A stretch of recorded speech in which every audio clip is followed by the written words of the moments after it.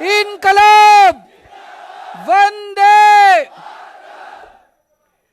आज इतनी भारी संख्या में आए हुए सभी भाइयों, बहनों, माताओं, बुजुर्गों, बच्चों और अभी कई हजार लोग इस हॉल के बाहर बैठे हैं, उन सब लोगों को मेरा नमस्कार, सबको मेरा प्रणाम। गजब की एनर्जी है यार आपकी, गजब का उत्साह है।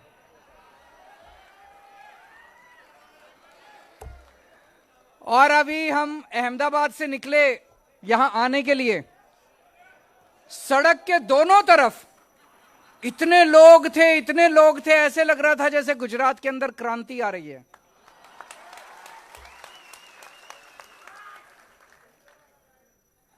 ऐसे लग रहा था जैसे गुजरात अब बदलाव मांग रहा है। इसीलिए मनीष सिसोदिया के यहां सीबीआई की रेड हो रही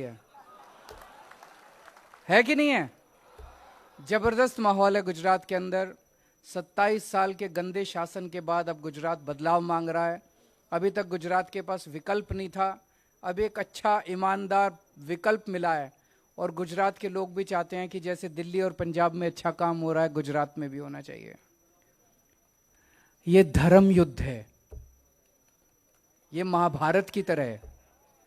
जैसे महाभारत की आपने कहानी सुनी होगी, जब महाभारत युद्ध शुरू हो गया तो श्री कृष्ण जी सोए हुए थे।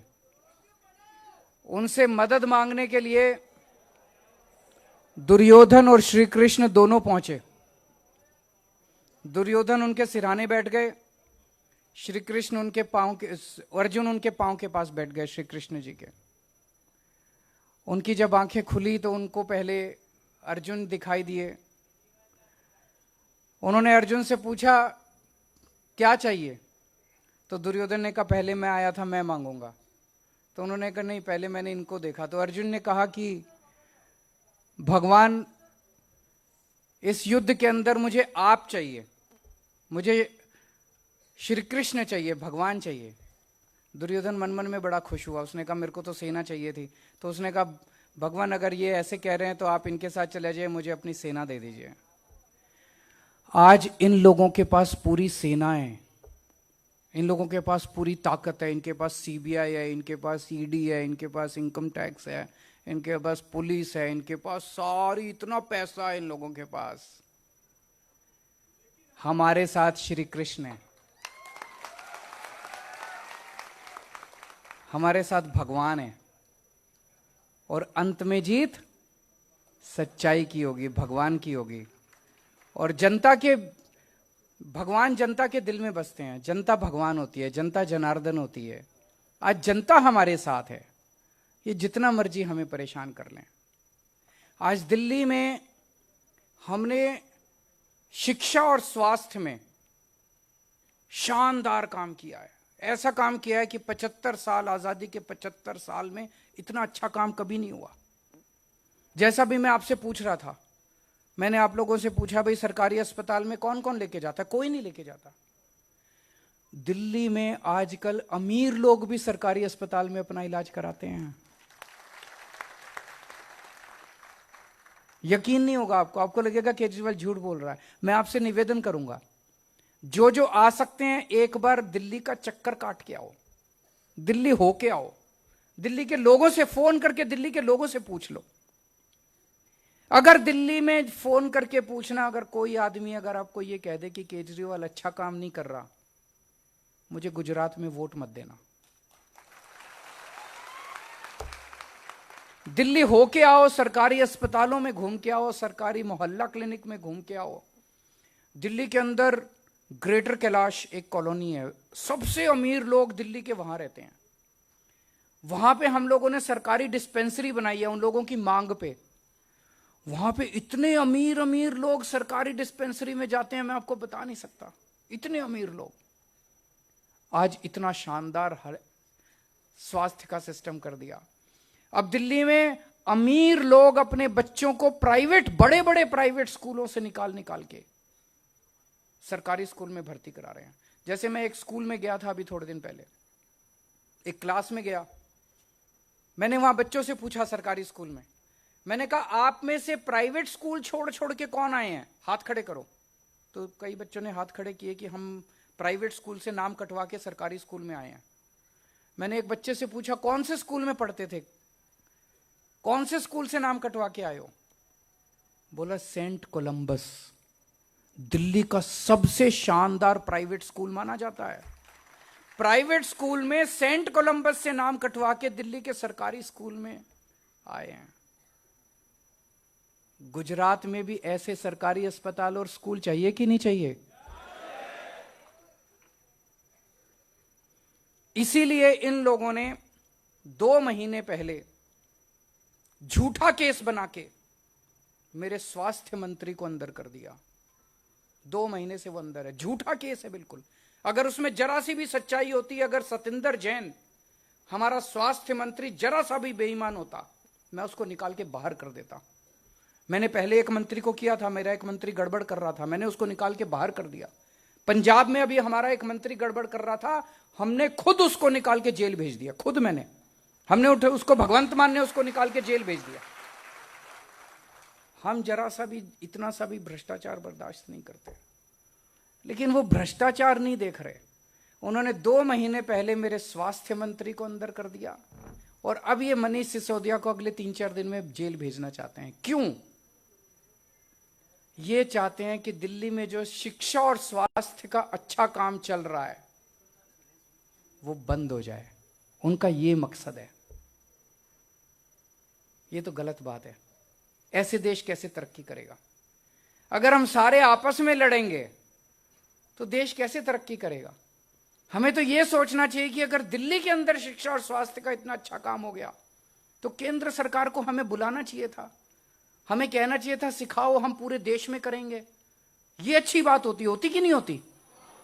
कि केंद्र सरकार को बुलाना चाहिए था मनीष सिसोदिया को कि मनीष जी आपने बड़ा अच्छा काम किया, आप दूसरी पार्टी से हो सकते हो, लेकिन हमें बताओ, हम पूरे देश के स्कूल ठीक करना चाहते हैं। उन्होंने ऐसा नहीं किया। उन्होंने सीबीआई भेज के अब इसको गिरफ्तार करेंगे, उसको भी गिरफ्तार कर लिया ताकि दिल्ली का काम रुक जाए। दिल्ली का काम रुकने नहीं देंगे। थोड़ी अड़चन आ सकती है, थोड़े दिन के लिए स्पीड कम हो सकती है, लेकिन काम नहीं रुकने देंगे हम लोग। दिल्ली में हम लोगों ने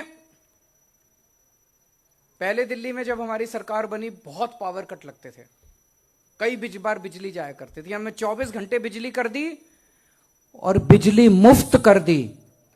दिल्ली के लोगों को मुफ्त बिजली मिलती है। पंजाब के लोगों को भी अब 1 सितंबर से पंजाब के लोगों के 0 बिल आएंगे। 0 बिल पे 0 लिखा होता है, बिल आता है उस पे 0 लिखा होता है। आपको 0 बिल चाहिए कि नहीं चाहिए? किस किस को चाहिए? ये कहते हैं केजरीवाल पैसे लुटा रहा है, केजरीवाल फ्री की रेवड़ी दे रहा है। रेवड़ी चाहिए नहीं चाहिए? सबको चाहिए। केवल मैं कर सकता हूं, ये नहीं करेंगे। 27 साल में इन्होंने नहीं किया, तो मेरी पहली गारंटी है हमारी सरकार बनेगी। सरकार बनने के 3 महीने के अंदर आपके सबके बिजली के बिल 0 आया करेंगे। मैं देख रहा हूं महिलाओं के ज्यादा चेहरे खुश हैं, क्योंकि घर तो आप ही को चलाना होता है। आदमी तो महीने के अंत में आके पैसे रख देता है आपके हाथ में, फिर आप जानो आपका काम जाने, है ना? तो महिलाएं ज्यादा खुश हैं। तो बिजली के बिल 0 आएंगे। 0 कुछ नहीं होता उसमें, 1 रुपया 2 रुपया भी नहीं आता, कुछ नहीं, 0 बिल आता है। तो सरकार बनने के 3 महीने के अंदर आपके बिजली के बिल 0 आया करेंगे। फिर दिल्ली में हमने आज पूरे देश में सबसे ज्यादा समस्या रोजगार की है कि नहीं है? नौकरी नहीं है, रोजगार नहीं है, काम नहीं है करने को। खाली बैठे हैं बच्चे घर में, पढ़ लिख के खाली बैठे हैं। कहां जाएं, किससे बात करें? कोई सुनने को तैयार नहीं है।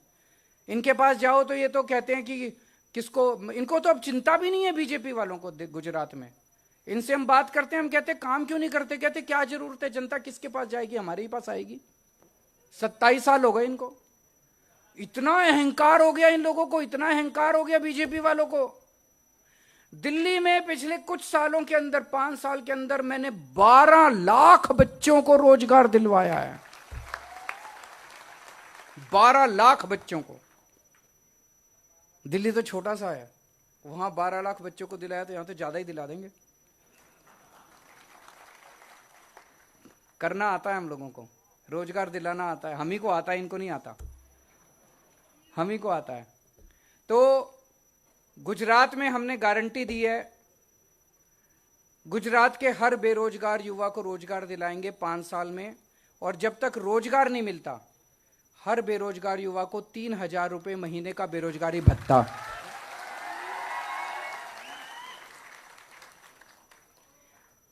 दस लाख सरकारी नौकरियां देंगे। इसकी पूरी प्लानिंग की है हम लोगों ने, झूठ जैसे अभी मनीष जी ने बताया, इन्होंने प्लानिंग की। गुजरात में इतने स्कूल हैं, इतने नए स्कूल खोलने पड़ेंगे, उसमें इतने टीचर लगेंगे। 1 लाख तो नए टीचर लगाने पड़ेंगे, जितना अभी है उससे 1 लाख और नए टीचर लगाने पड़ेंगे। हम इतने नए अस्पताल खोलेंगे, इतने नए मोहल्ला क्लिनिक खोलेंगे, उतने डॉक्टर, नर्स, स्टाफ, सफाई, इतने लोगों की जरूरत पड़ेगी। तो 10 लाख सरकारी नौकरी देंगे। और ये जो पेपर फूटते हैं ना,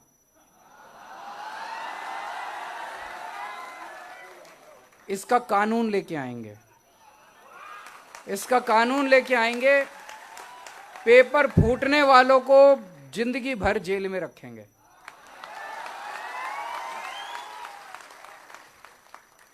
मैं देख रहा था गुजरात में सारे पेपर फूटते हैं।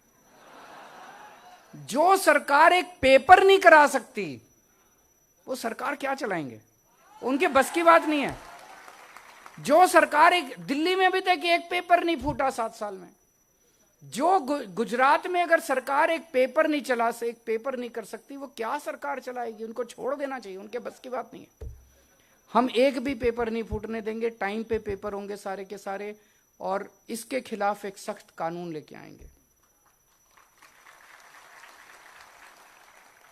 और एक बात, 18 साल से ऊपर की हर महिला को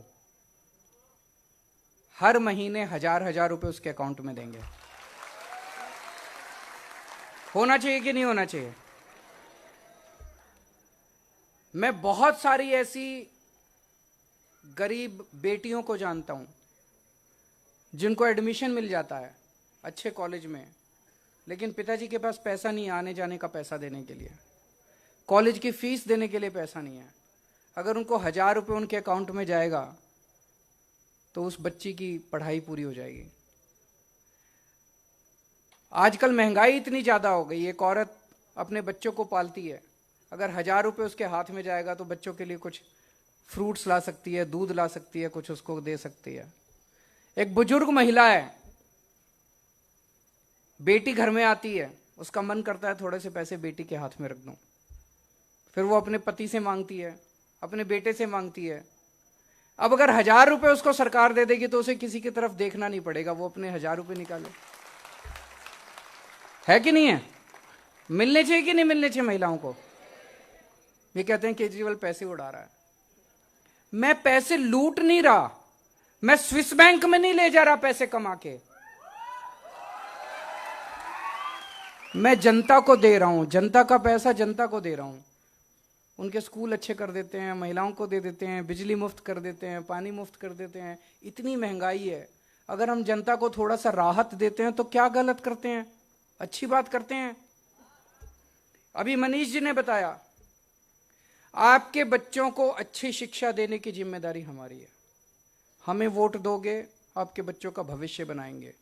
इनको वोट दोगे, ये आपके बच्चों को जहरीली शराब पिलाएंगे। आप तय कर लो। 27 साल हो गए, 27 सालों में तो इनसे स्कूल अस्पताल सुधरे नहीं, अब और तो सुधरने वाले हैं नहीं। आज मैं आपको स्वास्थ्य के ऊपर बात करना चाहता हूं। जैसे दिल्ली में हम लोगों ने क्या किया, पहले सारे स्कूल ये अस्पताल वगैरह ठीक करके, दिल्ली में अब 2 करोड़ लोग हैं। हर आदमी का, हर बच्चे का, हर बुजुर्ग का पूरा इलाज मुफ्त कर दिया, चाहे अमीर हो चाहे गरीब हो। आप अगर बुखार हो गया, मोहल्ला क्लिनिक चले जाओ, सारे टेस्ट फ्री हैं, कोई नहीं पूछते। वो ये नहीं पूछते बीपीएल कार्ड लेके आओ, कुछ नहीं। वो ये भी नहीं पूछते दिल्ली से आए हो कि कहीं से आए हो। आप चले जाओ मोहल्ला क्लिनिक में, आप बोलो मैं बीमार हूं, डॉक्टर देखेगा आपको, टेस्ट लिखेगा, टेस्ट अगले दिन रिजल्ट ले जाओ, फ्री में टेस्ट होता है, फ्री में डॉक्टर देखता है। एयर कंडीशनड मोहल्ला क्लिनिक, ऐसे प्राइवेट अस्पताल भी नहीं मिलते, और सारी दवाइयां मुफ्त देते हैं। आपको बड़ी बीमारी हो जाए, कैंसर हो गया, किडनी ट्रांसप्लांट करना है, कई लाख रुपए लगेंगे, आप दिल्ली सरकार के बड़े अस्पताल में चले जाओ, सारा ऑपरेशन मुफ्त, सारे टेस्ट मुफ्त, सब कुछ मुफ्त होता है वहां पे। चाहे 40 लाख रुपए का भी खर्चा आएगा, आपको चिंता करने की जरूरत नहीं है, सारा दिल्ली सरकार देती है। तो सबसे पहली गारंटी मेरी सेहत पे है कि सबको मुफ्त इलाज देंगे, अच्छा इलाज देंगे। गुजरात के हर नागरिक का पूरा इलाज, अच्छा इलाज देने की जिम्मेदारी हमारी होगी। दूसरा, सारी दवाइयां, सारे टेस्ट, सारा इलाज, सारे ऑपरेशन, सब कुछ मुफ्त होगा। तीसरा, हर गांव में और शहर के हर वार्ड में एक एक मोहल्ला क्लिनिक खोलेंगे, जैसे दिल्ली में खोला है।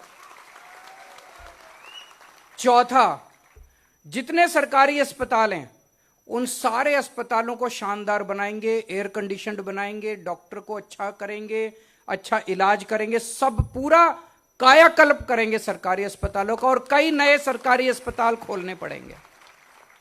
और पांचवा, दिल्ली में हमने एक योजना की है, अगर किसी का एक्सीडेंट हो जाए, किसी का भी एक्सीडेंट हो जाए, अमीर हो गरीब हो, चाहे कोई बाहर का हो, मान लीजिए बॉम्बे से कोई गुजरात आया और उसका गुजरात में आके एक्सीडेंट हो गया, उसका पूरा इलाज चाहे बड़े से बड़े प्राइवेट अस्पताल में कराना पड़े, पूरा इलाज दिल्ली सरकार देती है। यही गुजरात में करेंगे। अगर एक्सीडेंट हो जाता है तो चाहे प्राइवेट में आपका इलाज कराना पड़े, सारा खर्चा दिल्ली सरकार देगी। पिछले 3 साल में दिल्ली में हम 13,000 जिंदगी बचा चुके हैं, 13,000 लोगों को। तो मेरा तो नारा है, तुम मुझे वोट दो, मैं तुम्हारे बच्चों का भविष्य बना दूंगा। तुम मुझे वोट दो, मैं तुम्हें फ्री बिजली दूंगा। तुम मुझे वोट दो, मैं तुम्हारा इलाज मुफ्त कराऊंगा। तुम मुझे वोट दो, महिलाओं के लिए हर महीने 1,000-1,000 रुपए दूंगा। और जितने पुलिस वाले हैं भाई बहन, उनको मैं कहना चाहता हूं, वो बड़े दुखी थे, अब खुश हैं।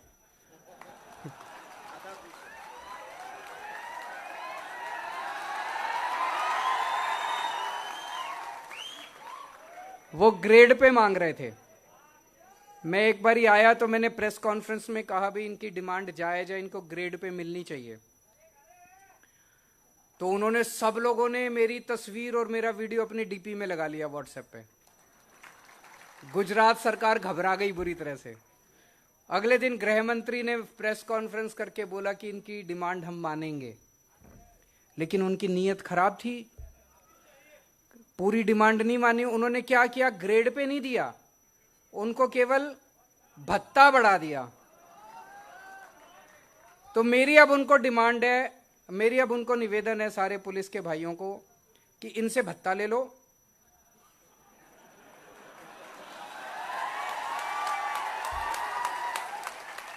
भत्ता इनसे ले लो, अगले 3 महीने प्रचार आम आदमी पार्टी का करो, जब हमारी सरकार बनेगी तो ग्रेड पे मेरे से ले लेना।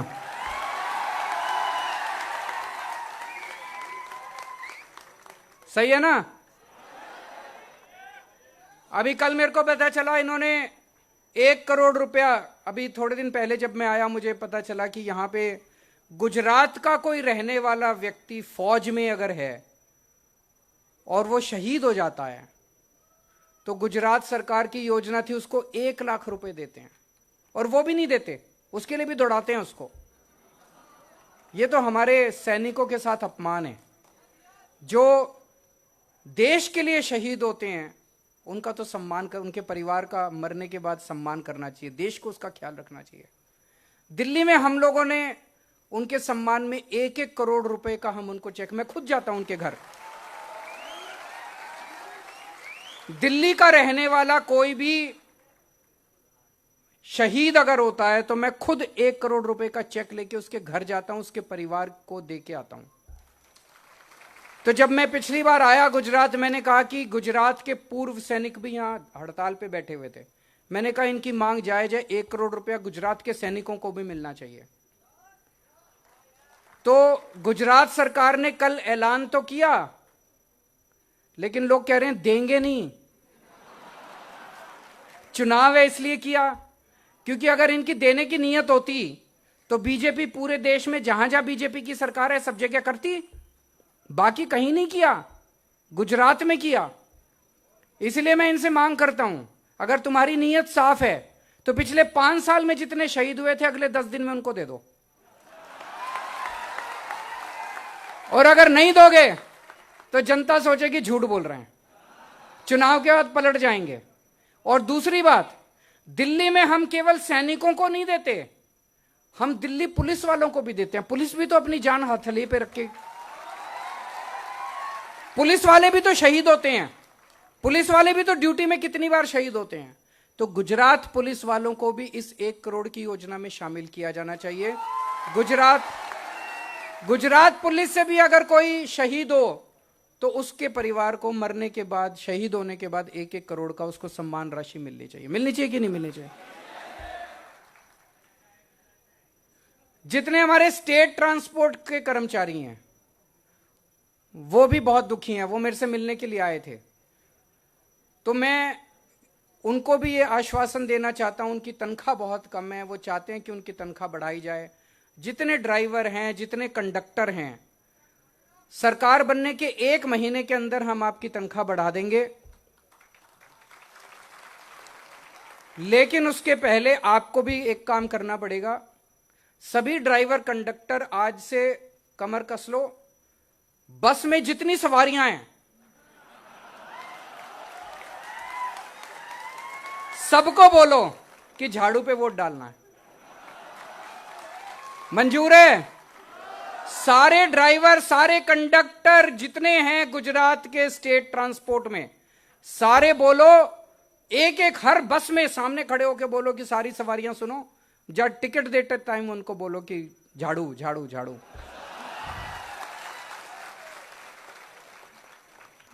आप हमारी सरकार बनाओ, 1 महीने के अंदर मैं आपकी सारी डिमांड्स पूरी कर दूंगा।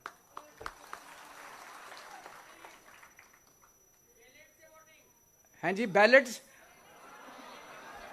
एक काम करते हैं, कोई मुझे बता रहा था, मुझे पता नहीं है, कहते हैं वोटिंग मशीन में इतने परसेंट उतने परसेंट गड़बड़ होती है, लेकिन तुम इतने वोट देना उनकी वोटिंग मशीन भी, उनका फॉर्मूला खत्म हो जाए। जैसे दिल्ली और पंजाब वालों ने दिया, दिल्ली में 70 में से 67 सीट पिछली बार, इस बार 62 सीट। पंजाब में 117 में से 92 सीट। गुजरात में कितनी दोगे?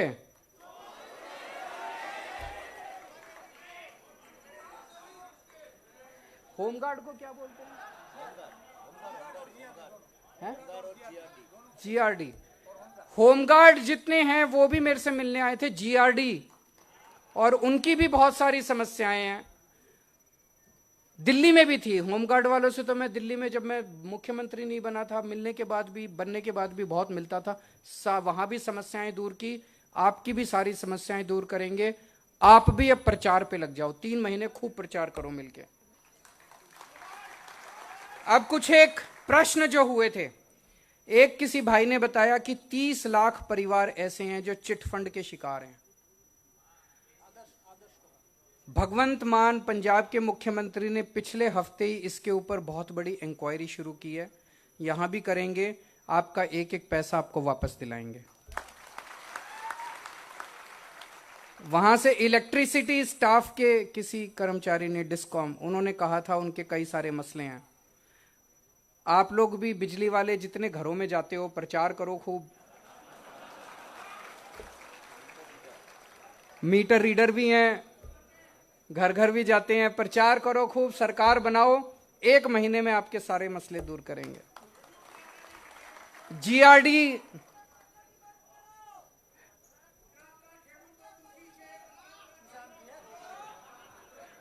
मैं सबसे मिलूंगा एक एक करके। अभी अगले 2 महीने में मैंने प्लान किया है, जैसे जीआरडी है, जीआरडी वालों से मैं सोच रहा हूं एक बड़ी मीटिंग रखूंगा। आप मेरे को बुलाओ, एक मीटिंग रखो अपनी, मैं आऊंगा आपकी मीटिंग में, आपकी सारी समस्याएं सुनेंगे।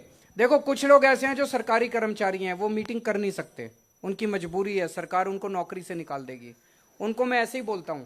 लेकिन जो जो लोग मीटिंग कर सकते हैं, जो उनके साथ बैठ के बात करेंगे ना, ऐसे बात करने में ज्यादा मजा आता है। आमने सामने बैठेंगे, बात करेंगे, चाय पियेंगे, 1 कप चाय आप पीना, 1 कप चाय मैं पीऊंगा। एक प्रश्न बड़ा जरूरी आया कि हर बार जब ये सरकार बनाते हैं 4 साल कोई भर्ती नहीं करते, 5वें साल में भर्ती करते हैं, क्योंकि इनकी नीयत खराब होती है। इन्होंने भर्ती नहीं करनी होती, चुनाव के पहले दिखाना होता है, दिखावा करना होता है। हमारी पंजाब में सरकार बनी है अभी, और पंजाब के अंदर अभी 6 महीने के अंदर भर्तियां शुरू हो गई है। सारी एक एक करके जितनी वैकेंट पोस्ट हैं सारी भर्ती कर रहे हैं। 26,000 वैकेंट पोस्ट हैं, उसकी वैकेंसी निकाल दी है, वो भर्ती हो रही है। 36,000 कर्मचारियों को पक्का करना है, उनको पक्का करने का, जितने कच्चे कर्मचारी थे उनको पक्का करने का काम शुरू हो गया। तो सरकार बनने के तुरंत बाद एक एक जितनी डिपार्टमेंट्स में वैकेंसी है सारी वैकेंसी भरने का काम शुरू करेंगे। 4 साल हम इंतजार नहीं करने वाले, आप भरोसा रखो। एक किसी ने कहा एकलव्य टीचर्स वाला जो था, कि एकलव्य के लिए जो काम कर रहे हैं टीचर्स, वो टीचर्स, आप बिल्कुल चिंता मत करो, जितने भी टीचर्स हैं सब टीचर्स को समान रूप से रखा जाएगा।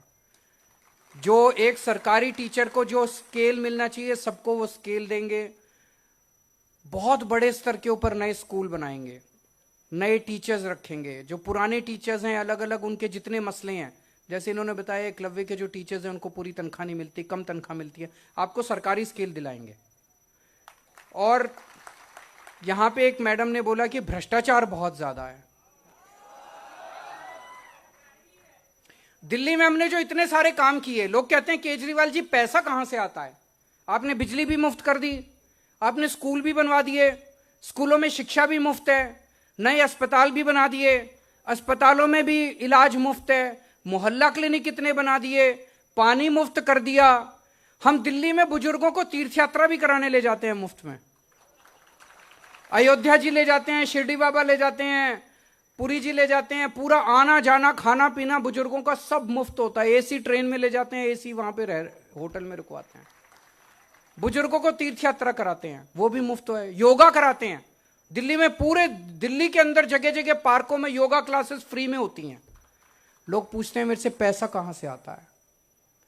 हमने सरकार में पहले जितना करप्शन होता था वो बंद कर दिया, खूब पैसा बचने लग गया, खूब पैसा बचने लग गया। गुजरात में भी पैसे की कमी नहीं है, नीयत की कमी है। अच्छी नीयत वाली सरकार आएगी, सारे काम होंगे। और जो आम आदमी आप काम कराने जाते हो सरकारी दफ्तर में, आपसे पैसे मांगते हैं, चाहे ये काम करवाना हो, बिजली का कनेक्शन लेना हो, पानी का कनेक्शन लेना हो, जाति प्रमाण पत्र, हैं जी 500 और भी कई चीजों के और भी ज्यादा होते हैं। दिल्ली में हमने काम किया, दिल्ली में धीरे धीरे करके हम सारे सरकारी दफ्तर बंद करते जा रहे हैं। हमने क्या किया, हमने एक फोन नंबर जारी कर दिया, 1076 4 डिजिट नंबर है, दिल्ली से काम करता है। उस नंबर पे फोन करो, आप बोलो कि मेरे को अपना जाति प्रमाण पत्र बनवाना है, बोलो कि मेरे को बिजली का नया कनेक्शन लेना है, मुझे राशन कार्ड बनवाना है, जो काम आपको कराना है आप बोलो उसको। वहां से आवाज आती है, वो कहते हैं कि हम आपका काम करने के लिए आपके घर कितने बजे आए?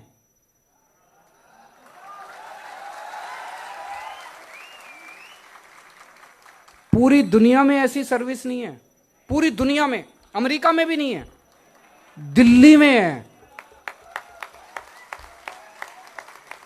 फिर आप कहो, आप मान लीजिए आप कहीं नौकरी करते हैं और नौकरी से लेट आते हैं, आप बोलो जी मैं तो रात को 9 बजे आता हूं अपने घर, मेरे 9:30 बजे आ जाना। 9:30 बजे रात को दिल्ली सरकार का एक कर्मचारी आपके घर आपका काम करने के लिए आएगा।